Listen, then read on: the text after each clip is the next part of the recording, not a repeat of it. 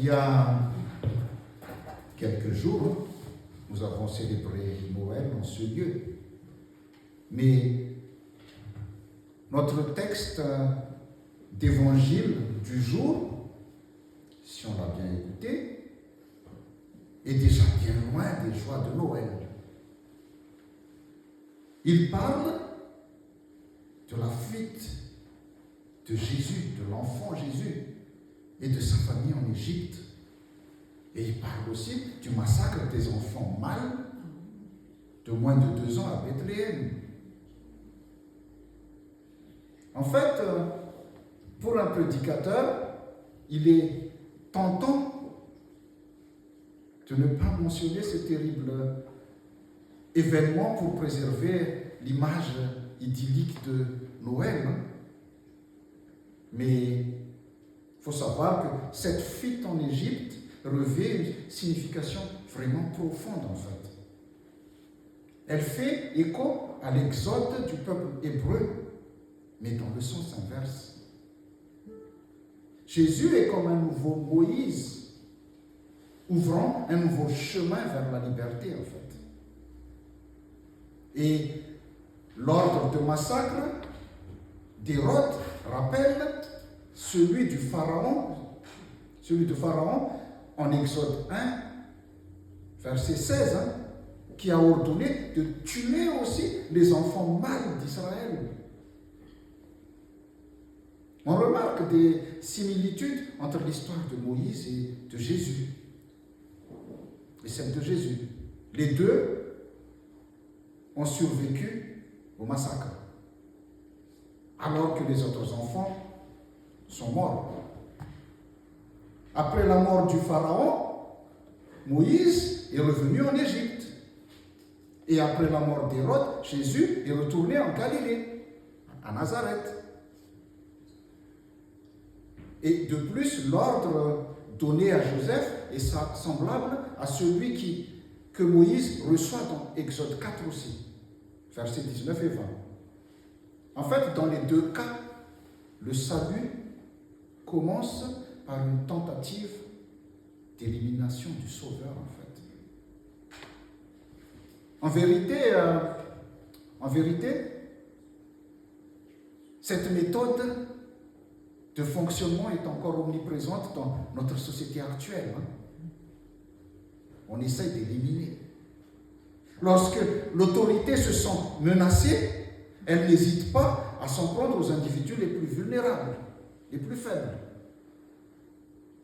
Le sort des personnes les moins puissantes est sacrifié au profit du maintien du pouvoir des plus forts, des plus puissants. Hérode, par exemple, a agi par crainte de perdre son autorité et de ne plus avoir le contrôle sur le peuple. C'est pour cela qu'il a agi ainsi. Et sa décision de persécuter des individus sans défense reflète une mentalité qui existe toujours de nos jours. Il n'y a rien de nouveau. Mais là où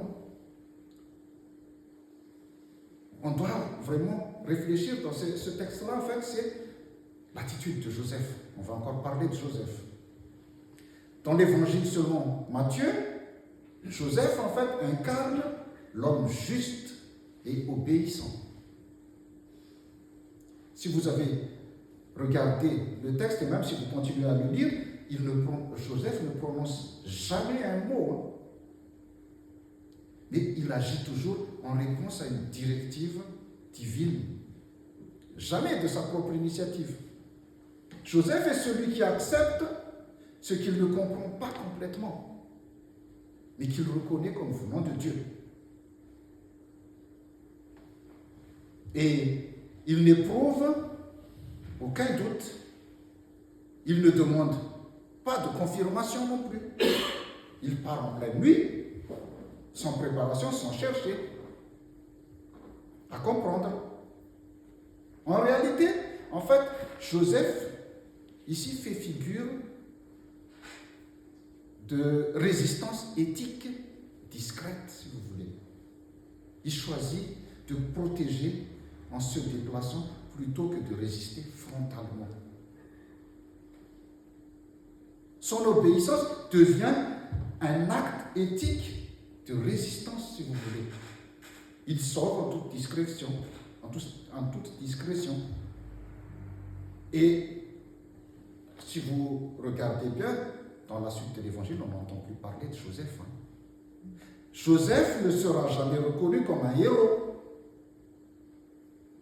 un prophète ou un apôtre.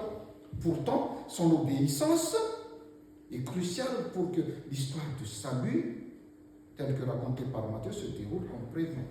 Si Joseph n'a pas obéi, tout le reste n'a pas lieu d'être.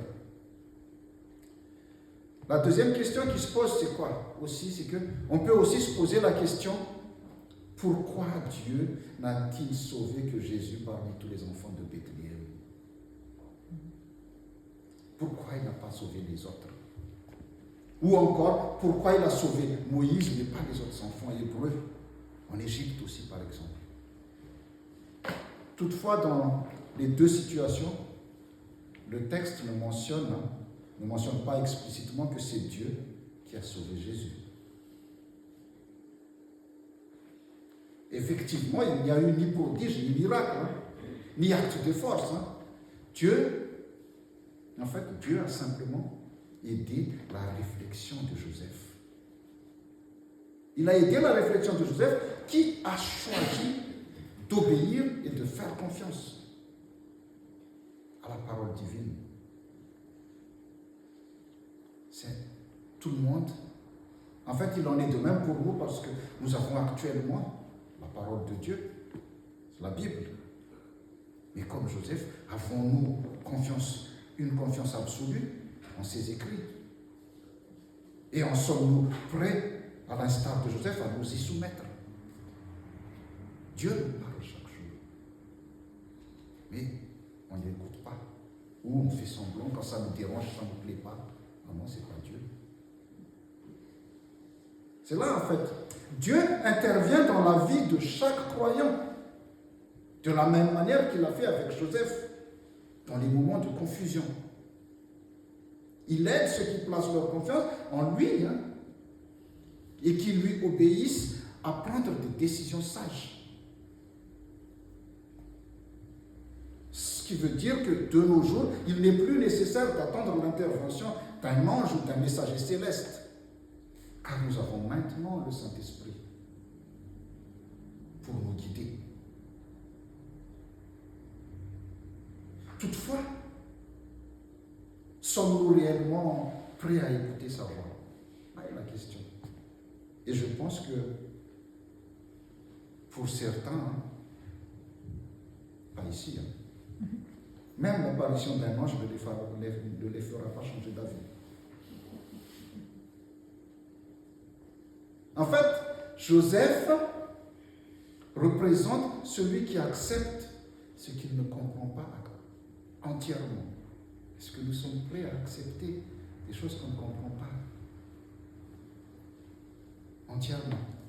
Mais Joseph, en fait, les perçoit comme venant de Dieu. Contrairement à la tendance humaine à exiger des éclaircissements, Joseph ne conteste pas. Il ne réclame pas d'explication. Au lieu de cela, il se lève, il prend l'enfant dans ses bras et s'en va dans la nuit.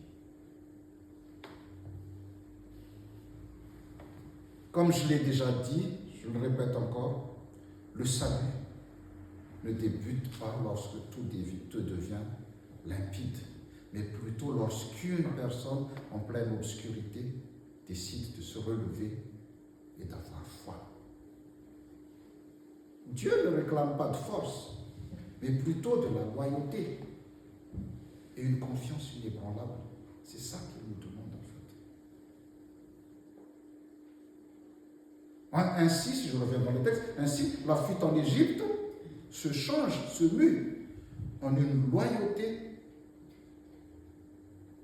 en une invitation brûlante à s'instruire directement auprès de la parole divine, de la parole de Dieu, si vous voulez.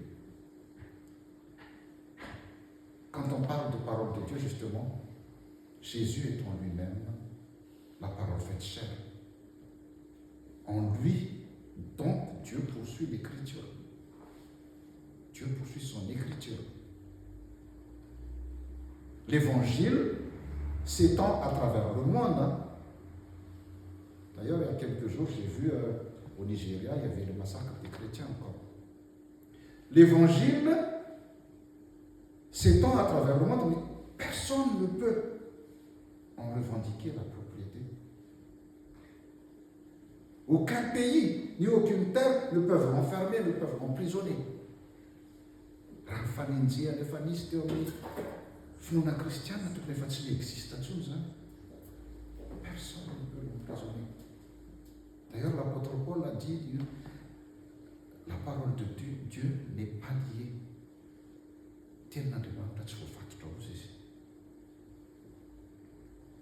En fait, l'évangile, si vous voulez, l'évangile demeure là où il est accueilli. Dieu avance souvent par des chemins discrets, portés par des femmes, par des hommes qui acceptent de faire confiance, sans tout maîtriser. Joseph ne reçoit pas d'explication détaillée, mais un simple « lève-toi ». Quand on lui dit « lève-toi », il s'est levé, il a obéi. Donc, écouter et obéir à la parole de Dieu, ce n'est pas seulement recevoir des paroles rassurantes.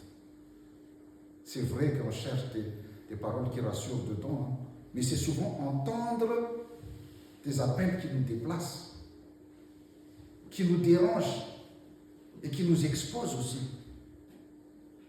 Voilà pourquoi il faut méditer la parole de Dieu. Il ne faut pas les lire au pif. Imaginez-vous un jour, vous êtes en pleine dépression et vous n'étudiez pas vraiment la parole de Dieu, mais vous l'ouvrez toujours au pif à chaque fois. Eh bien, vous êtes en pleine dépression, vous allez ouvrir au pif, vous allez trouver vous allez faire quoi? Il faut étudier cette parole.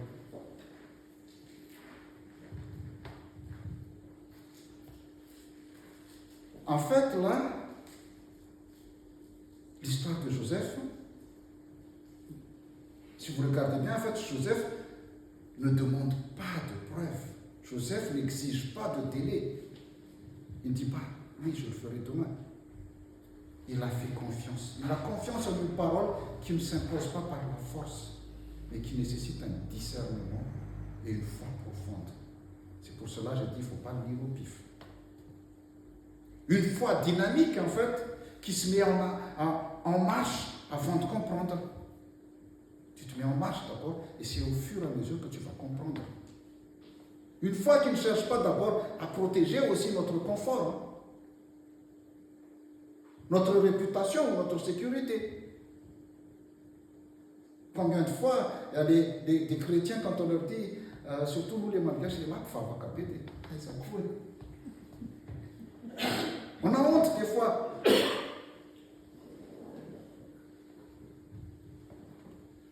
En fait, l'histoire de Joseph nous enseigne que Dieu agit avec puissance à travers des gestes modestes, si vous voulez, sans reconnaissance ni gloire.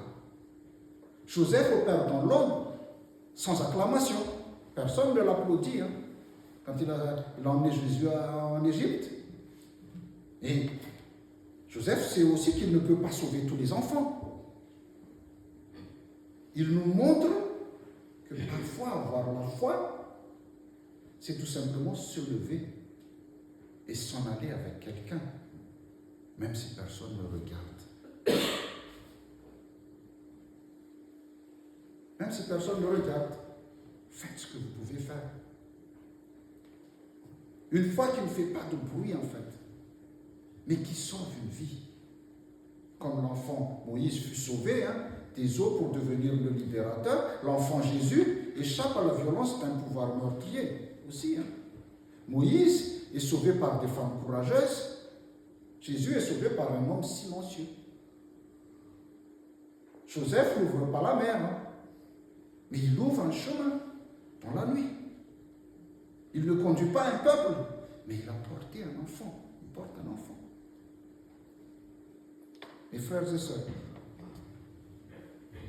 Dieu agit encore, non seulement par des libérations spectaculaires, mais aussi par des gestes discrets, par des départs furtifs, par des hommes et des femmes qui se lèvent sans comprendre.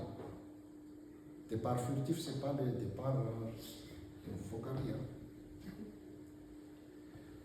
Nous ne serons peut-être jamais Moïse, mais nous ne réaliserons pas des miracles spectaculaires comme Moïse, mais nous pouvons être comme Joseph. Nous pouvons être Joseph en travaillant dans l'ombre de ce monde.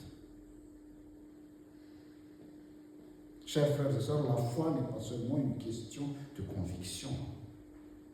Elle s'exprime par des actes, en s'engageant auprès des autres et en prenant des décisions conscientes pour défendre la vie, même, et j'insiste là-dessus, si elle n'obtiendra aucune reconnaissance.